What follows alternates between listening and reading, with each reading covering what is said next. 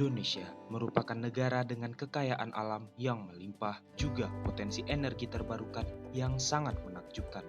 Namun sayangnya, Indonesia masih bergantung pada bahan bakar minyak berbasis bahan fosil.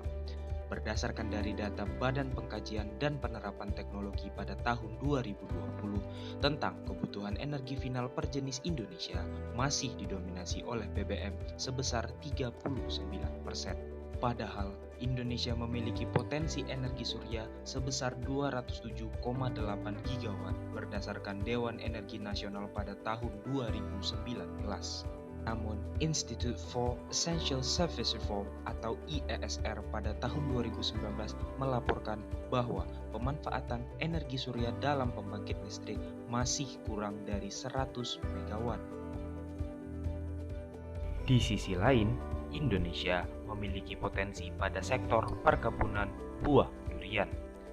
Berdasarkan data dari Badan Pusat Statistik, Indonesia memproduksi sebesar 1,13 juta ton buah durian pada tahun 2020. Dengan jumlah produksi sebesar itu, 60-75% bagian buah durian adalah bagian kulitnya yang mayoritas dibuang begitu saja tanpa dilakukan pengolahan yang dapat mengakibatkan pencemaran lingkungan.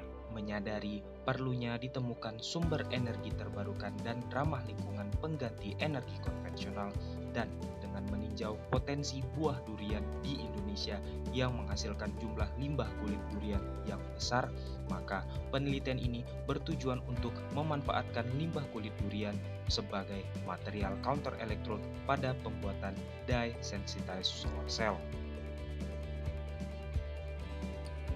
Salah satu cara yang dapat kita gunakan untuk memanfaatkan energi surya adalah dengan menggunakan dye sensitized solar cell atau biasa kita singkat dengan DSSC.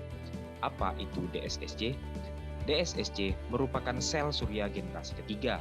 Sel surya ini memiliki biaya produksi paling murah dari sel surya generasi sebelumnya.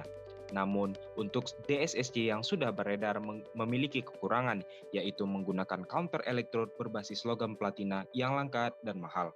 Maka dari itu, perlu kita mencari material baru pengganti material counter electrode yang sudah ada. Adapun mekanisme kerja dari DSSC adalah sebagai berikut.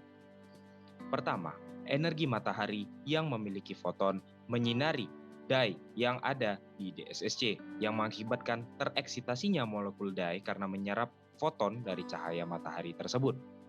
Selanjutnya, elektron yang tereksitasi ini selanjutnya akan diteruskan ke lapisan mesopori TiO2. Perpindahan elektron ini akan membuat molekul dye yang ditinggalkan menjadi teroksidasi. Dye yang teroksidasi ini diregenerasi kembali dengan menerima elektron baru dari ion imin yang terdapat pada larutan elektrolit.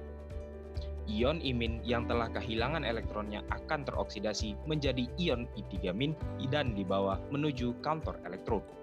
Ion I3- ini akan diregenerasi kembali dengan menerima elektron baru yang berasal dari muatan luar counter electrode. Adanya siklus transfer elektron yang terjadi ini membuat adanya konversi energi cahaya matahari menjadi energi listrik pada DSSC. Pada penelitian ini telah dihasilkan sebuah counter electrode berbasis material karbon aktif dari kulit durian. Dihasilkan juga sebuah working electrode berbasis dye dari ekstrak antosianin ketan hitam. Counter electrode dan working electrode yang telah dihasilkan dirangkai dengan bentuk sandwich type untuk menghasilkan rangkaian DSSC berukuran 5x5 cm.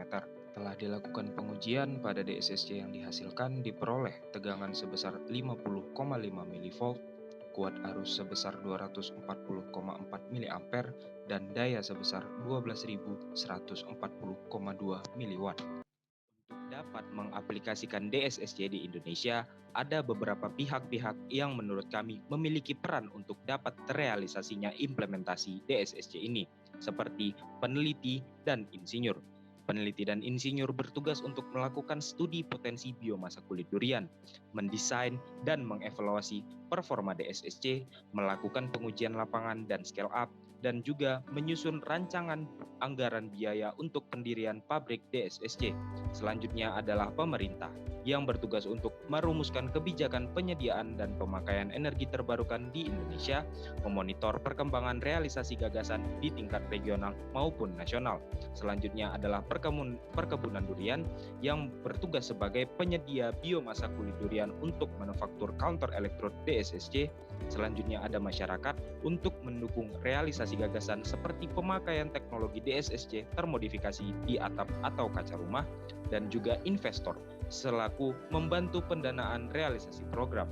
Dan berikut adalah pihak-pihak yang menurut kami memiliki peran untuk realisasi gagasan DSSC di Indonesia.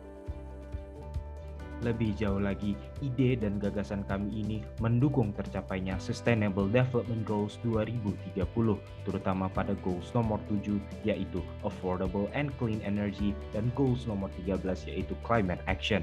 Demikianlah video prototipe kami yang merupakan penjelasan secara visual dari hasil penelitian yang telah kami laksanakan. Saya Muhammad Raflidiansyah dan rekan saya Cut Fadera Soraya berharap penelitian kami ini dengan beberapa pengembangan dapat direalisasikan dan diimplementasikan di Indonesia sebagai solusi penyedia energi terbarukan yang ramah lingkungan dan sebagai solusi pengolahan limbah kulit durian yang ada di Indonesia sehingga dapat memberikan dampak positif bagi seluruh masyarakat Indonesia.